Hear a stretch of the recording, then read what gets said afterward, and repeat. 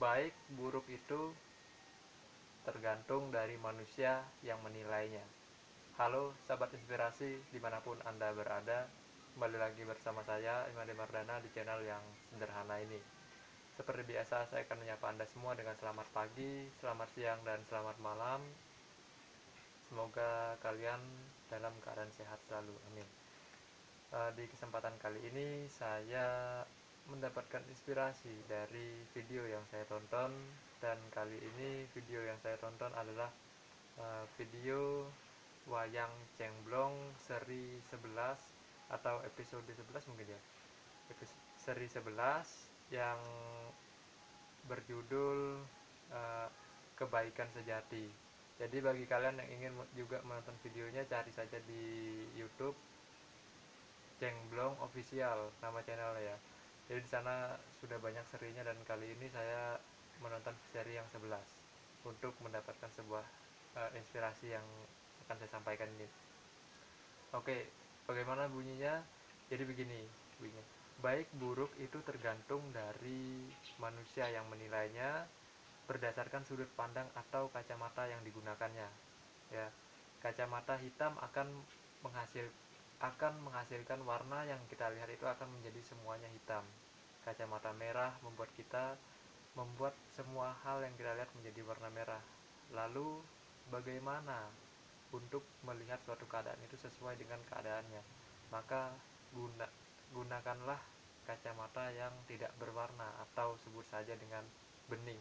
Maka di situ kita akan melihat keadaan yang sebenarnya. Jadi di kalimat awal tadi yang kacamata tadi ya, bisa kita ambil uh, cara memandang kita atau sudut pandang atau cara berpikir yang kita gunakan untuk melihat sesuatu itu seperti apa. Jadi kalau kita sudah terbiasa dengan melakukan suatu sudut pandang, misalnya melihat segala sesuatu itu selalu aja hal negatif, maka seterusnya kita akan melihat segala sesuatu itu sebagai hal negatif. Sebagai contoh, misalnya ada suatu tantangan. Nah, ini misalnya ada dua orang yang mempunyai sudut pandang yang berbeda. Ada sebuah tantangan. Si A ini punya sudut pandangan yang maju, dan dia melihat suatu tantangan itu sebagai peluang, sedangkan si B ini melihat suatu tantangan itu sebagai masalah, jadi harus dihindari. Dan si A ini punya perhitungan ya, dia mengambil suatu tantangan itu melihat sebuah risiko atau menganalisa dulu apakah mungkin suatu tantangan ini ditaklukkan dan menciptakan suatu penyelesaian, bahkan bisa membuat dia mendapatkan suatu keuntungan dengan menerima tantangan yang dari suatu masalah ini. Tetapi si B ini malah dia kabur, menghindari suatu tantangan yang di dalamnya biasanya mengandung uh, sebuah sebuah peluang ya, biasanya kan seperti itu. Jadi ya kita nih harus merawat atau menumbuhkan cara berpikir atau cara memandang sesuatu itu supaya sesuatu itu bisa mendatangkan sebuah inspirasi atau keuntungan untuk kita.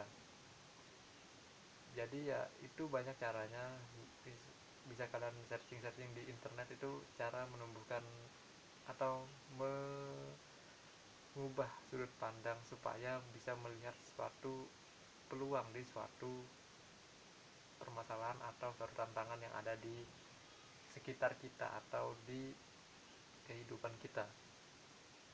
Jadi saya lanjutin lagi kata-katanya tadi.